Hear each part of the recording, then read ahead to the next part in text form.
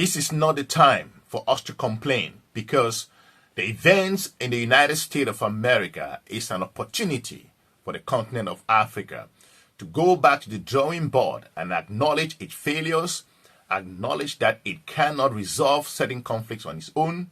The conflict in the Sudan is raging. The African Union has done nothing. We've seen incredible election challenges across the region. The African Union is only coming out and removing statements that do nothing. Africa, nobody is coming to save you.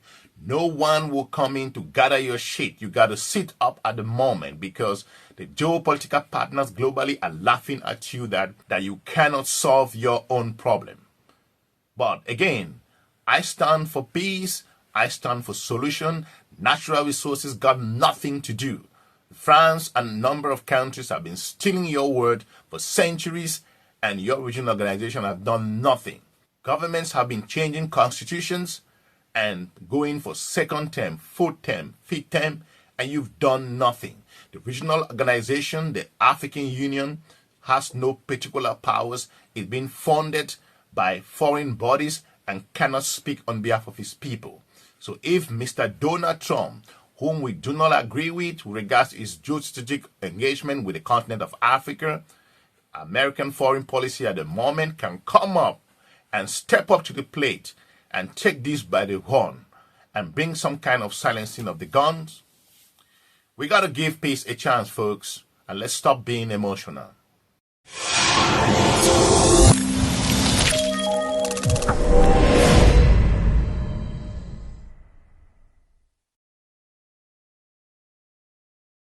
Thank you for joining us again, and welcome back to our channel. If you are joining us for the first time, I appreciate your time. Listen, folks, these are challenging times across the region. Today, I want us to say it the way it is. The current deal in the United States of America to the country of Rwanda and that of the Democratic Republic of the Congo, despite a wonderful opportunity and an incredible chance for peace, it goes a long way to demonstrate that the continent of Africa has embarrassed itself globally. It shows that the continent cannot solve its own problem. It's an embarrassment for the regional organization. It's a shame for the institutions that take independence and that they are independent nations. I've gone to comment sections and I see a number of our own people, and more importantly, some subscribers and some very lovely subscribers that I have are expressing their deepest regret, and more importantly, they are very frustrated with regards to the reason why this deal was not settled in an African continent. I tell you why. It is embarrassing and shame that the continent of Africa has been experiencing these difficulties for quite some time. Conflicts in the Sudan, the problem in the Democratic Republic of the Congo, and a whole lot of other challenges in the continent of Africa. I'm not saying that wars are everywhere in the continent, but as a geopolitical channel that will deal with very important specifics, the continent has demonstrated that it's being controlled, it's being pushed somewhere, and it cannot step up to the plate and solve its own problem in its own backyard. Mr. Trump's own effort. We do not agree with Mr. Trump's foreign policy in several areas, but if someone takes an initiative, makes a step forward to stop the killings in the countries in the Democratic Republic of the Congo and Rwanda and the conflict that's going on, we got to give him some credit. Giving credit to Mr. Trump does not mean that he's turned the page. The African Union hasn't done anything fruitful in the past couple of decades to solve the major conflict. African countries take sides. Mr. Trump is not taking sides here. And you come and always being very emotional. You don't have to be emotional in a geopolitical environment. The guns are sounding. The people in the Congo are feeling the pinch. Mothers, children, families are separated. And a lot of things are happening. And all you do in those organizations is you sit there and eat fat and don't solve problems. And someone who comes in power and all of a sudden he's bringing the leaders together and they're signing things. Where is the regional organizations? Why can't you deal with your own internal problems? Why can't you solve your own problem? I see leaders running to Washington to go meet Mr. Trump. Look at Nigeria. Nigeria is going through the same similar problem. Until Trump has to call Nigeria out, then Nigeria is packing a delegation to go to the United States to explain themselves. Where is the sovereignty? Where is your independence that you claim to be? Why are you embarrassing yourself globally? The Chinese are watching. The Russians are watching. The European partners are watching. The Indians are watching. They are asking that, why can these guys not figure out their own problems? And African nationals are frustrated. Their citizens are frustrated. And people go to the African Union, sit there, make speeches, being funded by other organizations. And all you do is, when the opportunity for peace comes, because it's being pushed by the United States of America, some of you cry and complain that it's siphoning Africa's word. What word are you talking about? Tell me. France has been stealing your words for centuries and you've done nothing about it. Some of the officials connive with those foreign governments and steal the words of your country. And the local people who are to be benefiting from this don't get anything. And Donald Trump comes up and tries to pull something. Do you think that Mr. Trump's deal, whatever it is going to finish the world in the Congo? Do you think that the current deal, if it works, if the peace comes in the Congo, there are mothers, children, all families, a number of people in that region talking about the atrocities happening there, when all you do is you are so concerned about the natural world? What is word? What is word if you cannot convert it to do something that's better for your people? What is natural resources if you cannot add value onto it? What is natural resources if you cannot make significant contribution in the betterment in the lives of your people? Listen, folks, we are a strategic geopolitical channel how Africa deals with the global community and its strategic partners globally. This conflict has been going on for years, for decades, and nothing is coming up. We see reports, speeches, forming groups, traveling back and forth. Angola, South Africa, a number of organizations figuring out if these institutions cannot solve this problem, because let's face it, a number of these partners were taking sides. And if you all see just the mineral here and you don't see the consequences of this particular situation in the DRC Congo, the impact it had in the regional economy, the impact it had in that particular region, the consequences that it has with regards to growth and advancement, the infrastructural gaps, the pain on the people of the DRC Congo, then your comments about the African natural resources being siphoned to the United States of America, it of no use. Listen, folks, the Chinese are there to do business. The Russians are there to do business. The European partners are there to do business. It's you Africans need to open your eyes that you can't be so dumb when it comes to transaction. Why can't you solve these problems? Why can't you sit together and talk and solve it? You giving out your own independence and later on you claim to have the sovereignty and you go to the United Nations and talk trash. This is basically a strategic blunder. But again, I commend both leaders, irrespective of their own individual egos and their effort to put their people first and look for a solution. And by them going to Washington and sitting out there, basically looking for a means to end this, it should be commended. We should applaud them to an extent. But again, it's not all about their own interests. I hear people say they are puppets, they are whatever. That's okay. You can have your description and perspective. That's fine.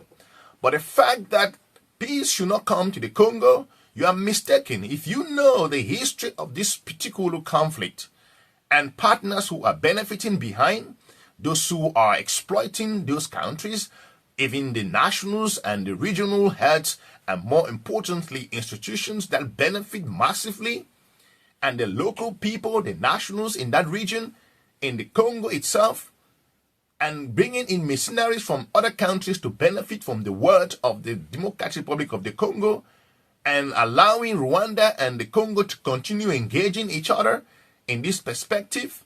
And all African nationals are worried about is that Mr. Trump is taking your wealth, is taking the natural resources of the continent of Africa. I think this is a fundamental mistake because we are putting together what I call emotional judgment in a whole lot of issues that are not supposed to be. Multinational companies have come to the continent of Africa, steal your word, do not pay taxes, connive with some of your nationals to steal word, exploit a lot of resources that are being taken to countries without paying taxes. And some of your nationals are involved in this exploitation. And a deal comes out openly that we're going to silence the guns, and you come in and you're so worried about the United States taking the rare earth minerals from the country of the Congo. Other geopolitical partners have been stealing that for decades, and you've done nothing because the deal came out clear and everyone is seeing what's going to be happening. You don't care about the peace that's going to come up from this. You don't worry about the concerns of the instability in the region. You are not worried about anything, and African Union have failed. African Union haven't come up with a particular resolution in solving any particular conflict. African Union, what you do is you just go ahead and pat each other on the back and do nothing. That's basically it. So these leaders have made an incredible push to keep their egos aside and come forward and talk about it. The Sudan is there. You haven't done anything in the Sudan. The Sudan conflict is ravaging. So you are waiting for Mr. Trump to come in and solve the problem in the Sudan. And I bet you what, this is the embarrassment that the continent of Africa is facing, and we got to call it out. It is shameful. It is embarrassing at this very important time in the continent of Africa's history when African countries are making some particular judgment to move away from this colonial mindset. You have to run to Washington to solve your problem. You have to run to Western capitals to solve your problem because you can't talk to each other. You cannot sit each other and figure out a solution because you take sides. You don't agree with each other. You have your individual egos. You have your own so-called very fragile sovereignty that you protect. Mr. Donald Trump, despite not agreeing with him in a number of areas, by putting these two leaders together to sign a document, whatever the peace will be, what is going to happen, we all will see what will be possible in this. But to try and silence the gun to some extent is what the continent of Africa should be going in for. African nationals basically jump onto the bandwagon of that they are stealing the natural resources. What is natural resources if it doesn't make significant contribution? What has been happening in the region, is it a good thing for the people of the Congo? Is that how they should be going and living their lives? Is it because you are not from the Congo? I am not from the Congo. I have no relative in the Congo. But the strategic conversation that we do here is relevant for the significant recognition of Africa's own failures in these particular global challenges. That's why it comes to the light that Africa cannot deal with its own internal problems. We've seen incredible election challenges across the continent of Africa. The African Union has done nothing. The United Nations sent just letters and documents. Nothing's going to happen. Do you think that the Western partners can come tapping you and to solve your own problem? Nobody cares. Nobody's coming to save you. Nobody is coming to solve your problem. You got to start waking up and dealing with your own internal difficulties. The global economy is at the moment boiling in several areas, and countries are fighting for their own interests. And African countries are still going to Washington. Because why? Because they may have the interest to solve this problem, but you have partners who intentionally have taken sides not to solve the problem. The people are feeling the pinch. And all we do is we complain. It is important for us to come to some realization that the times have changed. There's been a huge geopolitical shift, and countries are going it on their own. Look at what the regional organizations, talking about organizations like ECOWAS, what could they do? France has been exploiting the West African countries for decades and centuries.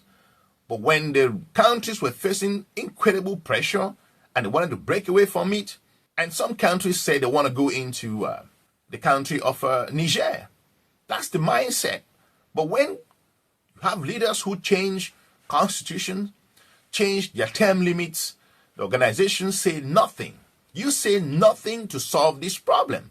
And when a foreign partner comes in and recognizes that they can bring solutions, And then you become so concerned about natural resources.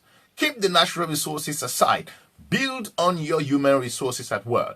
Having natural resources and not being able to redistribute the world amongst your own nationals and people, then you have no point of talking about the situation that's going on between the country of Rwanda and the Democratic Republic of the Congo. And the peace should be given a chance. I want to thank you for watching. Leave me a comment and let me know if at the moment we should be talking about natural resources or be concerned about the people of the DRC Congo and that of Rwanda. I will be looking forward to meeting you soon in our next episode.